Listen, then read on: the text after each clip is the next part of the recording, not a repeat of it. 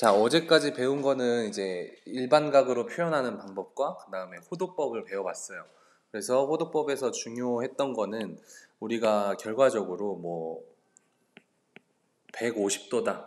그럼 이거를 파이로 나타내는 걸 호도법이라고 하거든요. 파이로 나타낼 때는 어떻게 하기로 했었냐면 150 곱하기 180분의 파이 이렇게 곱하면 호도법으로 바뀐다 그랬어요. 그래서 이렇게 하면은 뭐 3, 6, 18, 3, 5, 15 해서 6분의 5 파이다. 이런 식으로 각을 쓰기로 했고 그 다음에 뭐 4분의 3 파이다. 이러면 얘가 몇 도인지를 우리가 알아야 사인, 코사인, 탄젠트 값을 구할 수 있잖아요. 그래서 얘를 계산할 때는 파이를 180이라고 생각을 하고 계산을 해보자 해서 4, 4, 16, 4, 5, 20 그래서 3, 4, 10이니까 135도다. 뭐 이런 식으로 왔다 갔다 변환을 할 수만 있으면 우리가 충분히 푸는데 지장은 없을 거예요. 그래서 요거를 반드시 연습해 주시고 오늘 할 거는 중학교 때 배웠던 부채꼴의 호의 길이랑 넓이, 부채꼴의 넓이 이런 거를 볼 건데요. 봤는데 왜 또 보냐 뭐 할 수 있지만 쓰는 양식이 좀 달라졌어요. 그래서 얘를 쓰는 방법은요. 일단 중심각을 세타라고 하고 세타. 중심각을 세타라고 하고 그다음에 잠시만요. 중심각 세타라고 하고 호의 길이를 L이라고 표현을 했을 때 비율적으로 어떻게 되냐면 이 전체 각이 2파이잖아요. 360도.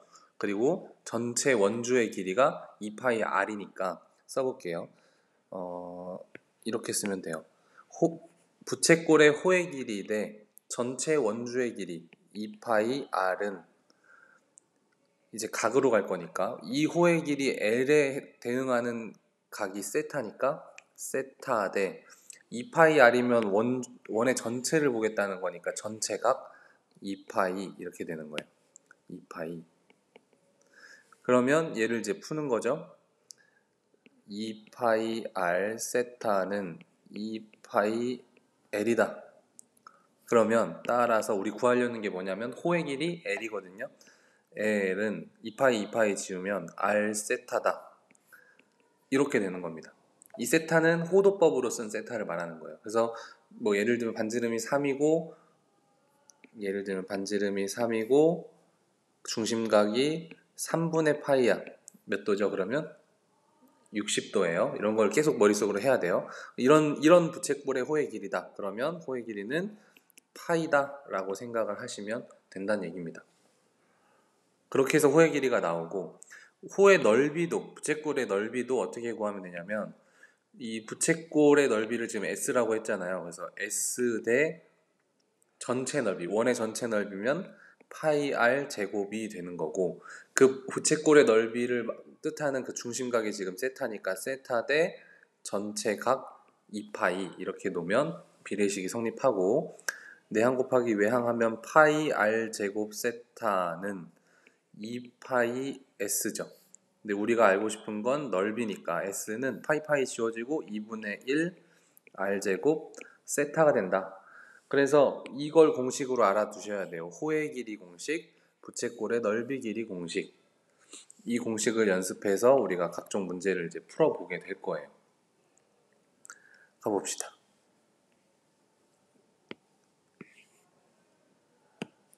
자, 그러면 여기 다음 페이지 보시면 73페이지 보시면 얘가 나와 있잖아요. 그래서 여기에다가 별표 치시고 이게 공식이었지 하고 기억해서 풀어주시면 되겠습니다.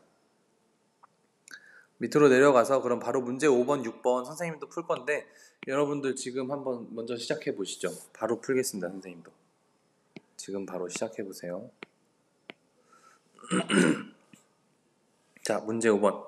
이렇게 생긴 부채꼴의 호의 길이와 넓이를 구하래. 호의 길이는 L이라고 하면 되고 넓이는 S라고 할 겁니다.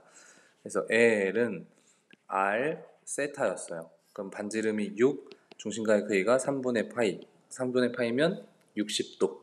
이런 건 계속 머릿속으로 기억하세요. 나누면 2파이. 그래서 호의 길이는 2파이가 되는 거고요. 넓이 S는 2분의 1 r 제곱 세타가 돼요. 그러니까 2분의 1에 36 곱하기 세타 이렇게 계산을 하시면 6파이가 나오죠. 이런 식으로 호의 길이와 넓이 구할 수 있다. 그럼 반대로 문제 6번 보시면 호의 길이가 파이고 넓이가 2파이를 알려줬어. 그랬을 때 반지름의 길이랑 중심각의 크기를 구하래. 똑같은 등식인데 뭐 오른쪽을 알려주냐 왼쪽을 알려주냐 이 차이죠. 그래서 호의 길이가 파인데 얘는 r 세타란 말이죠. 그리고 넓이는 2파인데 얘는 2분의 1 r 제곱 세타야. 그럼 이걸 가지고 어떻게 구할 수 있냐면 얘를 좀 쪼개보면 2분의 1 r 곱하기 r 세타잖아요. 그쵸? 요렇게 곱할 수 있죠. 그래서 이 2파이라는 애는 r 세타 대신에 뭘 쓸 수 있냐면 2파이는 2분의 1 r에다가 r 세타 대신에 파이를 쓸 수 있으니까 이렇게 파이를 써요. 그럼 파이 지워지고 넘기면 r은 얼마가 나오냐면 4가 나오죠. 그럼 세타는 얼마가 나오냐면 여기다 대입하면 4분의 파이여야 곱해서 파이가 나오겠죠. 그래서 이렇게 됩니다. 중심각의 크기는 4분의 파이, 반지름은 4다. 이런 식의 이렇게 같은 등식을 가지고 이거 알려주고 이거 물어보고 이거 알려주고 저거 물어보고 이런 식의 문제들도 있습니다. 그래서 여러분들 프린트 보시면 이런 유형의 문제들을 연습할 수 있는 문제가 있을 거니까요. 꼭 풀어보시고 다음 주에 오면 이제 책을 받을 테니까 그 책에 받으면 이제 막 풀어버리면 될 것 같습니다. 넘어갈게요. 그래서 이런 것 같은 경우도 지금 뭐 던지는 경기죠. 던지는 경기인데 반지름의 길이가 100, 중심각의 크기가 29도. 29도인 저희 이렇게 되는 거죠. 근데 29도는 우리가 방금 배웠던 r 세타, 뭐 2분의 1 r 제곱 세타 이 공식에 바로 적용은 안 돼요. 그러니까 29도를 뭘로 바꾸자? 호도법으로 바꾸자.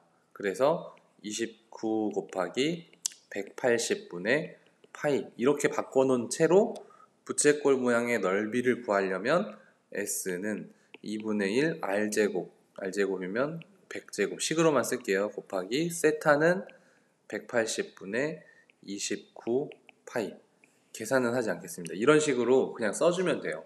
지금 생각 넓히기에서 문제는 실생활에서 우리가 각도기를 만약에 각도를 재면 몇 분의 파이 이렇게 나오는 게 아니라 지금 문제처럼 29도 이렇게 나올 거잖아요. 그래서 실생활에서 나오는 그 각을 바로 공식에 대입하는 게 아니고 호도법으로 바꿔서 계산을 하게 된다. 그리고 나온 결과값이 다시 만약에 우리가 실질적으로 쓰는 각도가 필요하면 그 호도법을 다시 60분법으로 바꾸면 되니까 그래서 조금 편해진다라는 얘기입니다. 알겠죠? 그래서 여기까지 마무리하겠습니다. 오늘 배우는 내용은 여기가 다예요. 그래서 시작은 끝났고 다음 시간부터 다음 주에 학교 나오면 삼각함수의 시작을 쭉 같이 하게 될 겁니다.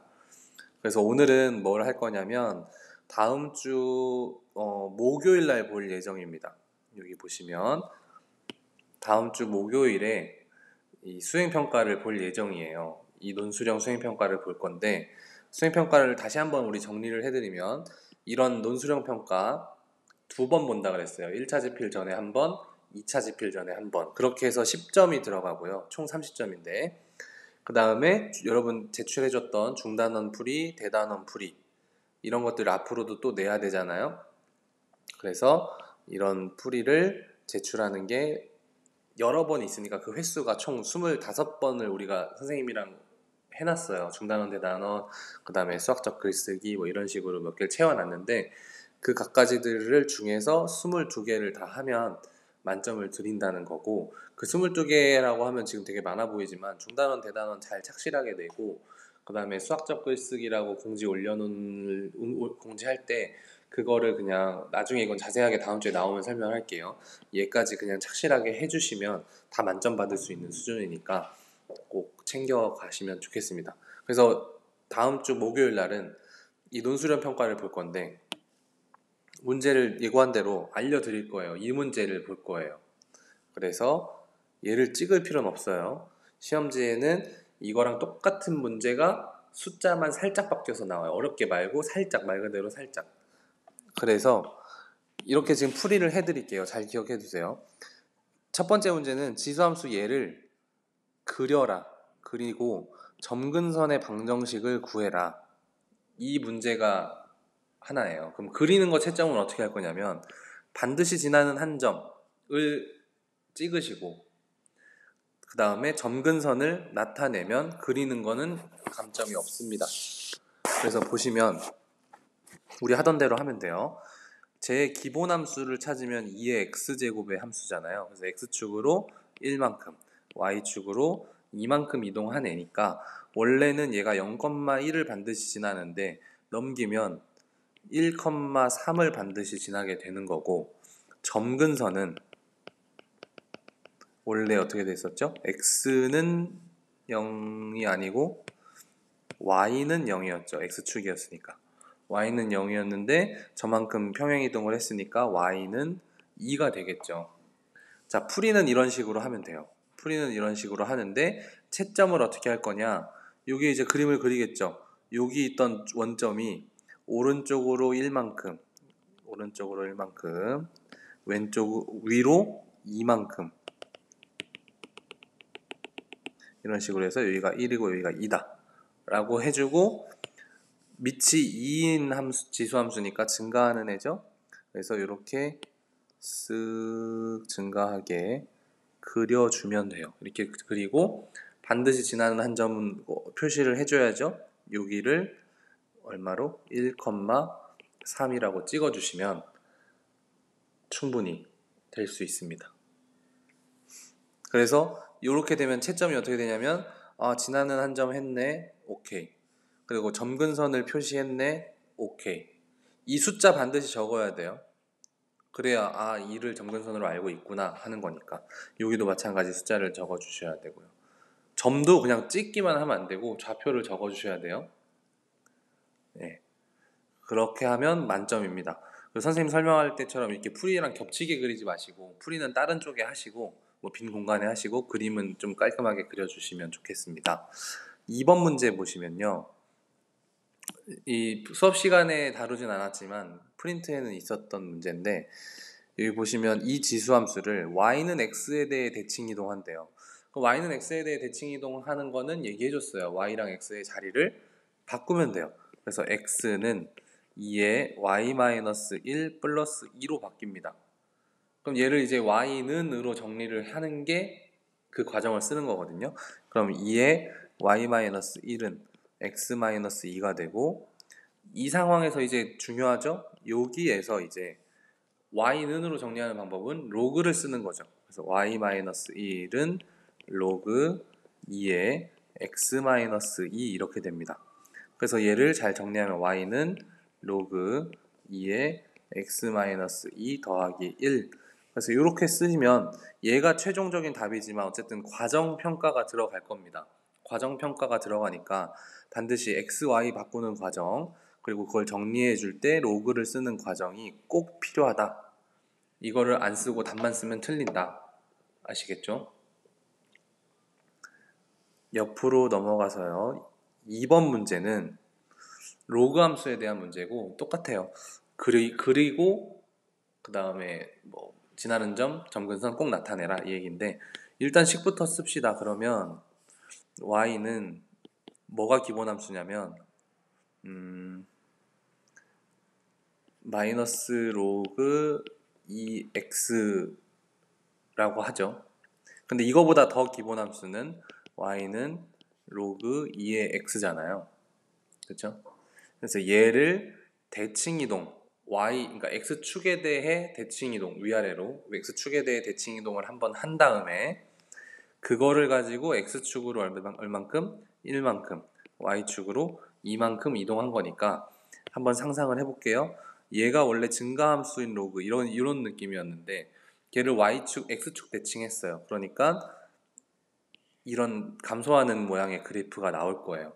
그리고 얘는 점근선 아직 변화가 없어요. 위아래로만 있으니까 지나는 한 점도 어디냐면 1,0을 지나는 건 변화가 없어요. 그리고 x축 대칭을 시켜도 y좌표가 없기 때문에 반드시 지나는 점 1,0은 변화가 없어요. 그리고 점근선은 x는 0 그대로예요. 여기도 x는 0. 자, 이 상태에서 평행이동을 이제 들어가잖아요. 그러니까 지나는 한 점은 2,2가 될 거고 점근선은 x는 1이 되겠죠. 그래서 이제 그려볼게요.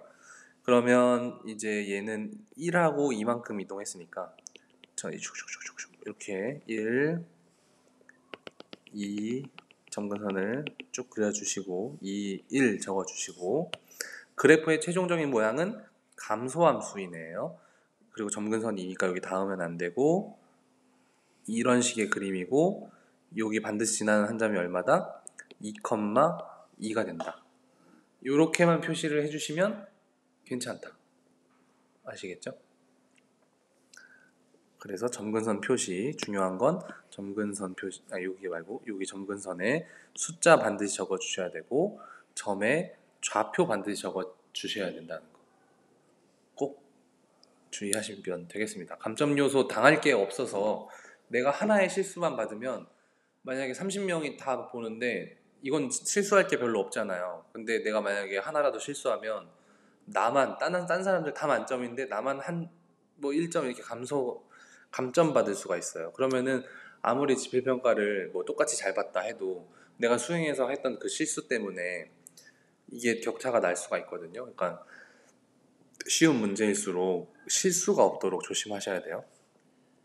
자, 다음 문제도 마찬가지 y는 x에 대해 대칭 이동한 함수를 구해라. 그러면 첫 번째 y랑 x랑 자리를 바꿔요. 이렇게.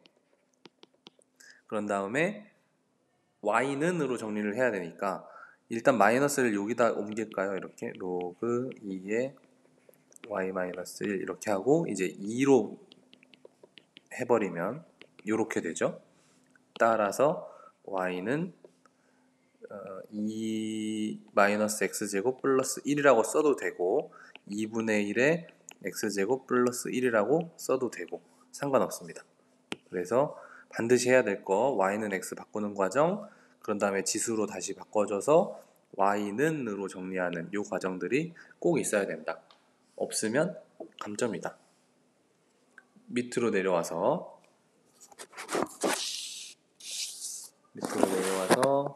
여기 이제 최대최소도 우리 연습을 했잖아요. 최대최소에서 우리가 중요했던 건 함수의 그림이 증가냐 감소냐 이런 거를 보면서 구간 안에서 최대최소 했는데 지금 얘는 그림을 위에다 그려놨었잖아요. 아까 어떤 그림이었냐면 x축, y축, 점근선이 1이었고 이렇게 내려가는 애였죠.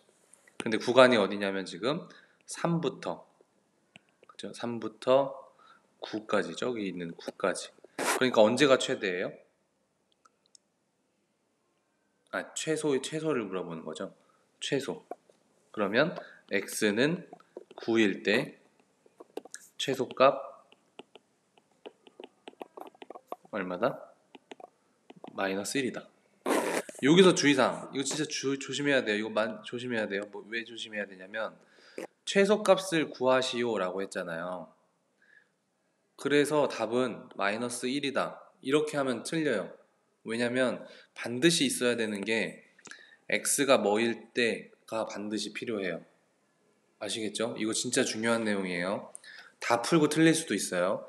자, 얘를 풀 때는 최소값 구하려면 어쩔 수 없이 그림을 한번 살짝 봐야 돼요. 근데 그 그림은 뭐 위에서 봐도 되니까 이 그림을 꼭 그려야 되는 건 아니에요. 저 위에서 봐서 판단할 수 있잖아요. 그래서 이 그림을 꼭 그려야 되는 건 아닌데 반드시 있어야 되는 건 x가 9일 때 최소값 마이너스 1이다 이런 식으로 써야 된다는 거죠. 최소값이 그냥 마이너스 1이다가 아니고. 아시겠죠? 그것만 주의해 주시면 될 것 같아요. 그렇게 해서 여러분들 수행평가 진행은 이제 1, 2, 3, 4, 5반이 목요일날 다 시험을 볼 거예요. 근데 다 같은 시험지로 보면 나중에 처음 본 사람들, 처음 본 반이 좀 불리할 수가 있잖아요. 누가 얘기해주면. 그래서 그 숫자 바뀌는 문제들 몇 가지를 랜덤하게 뽑아서 시험 보게 할 겁니다.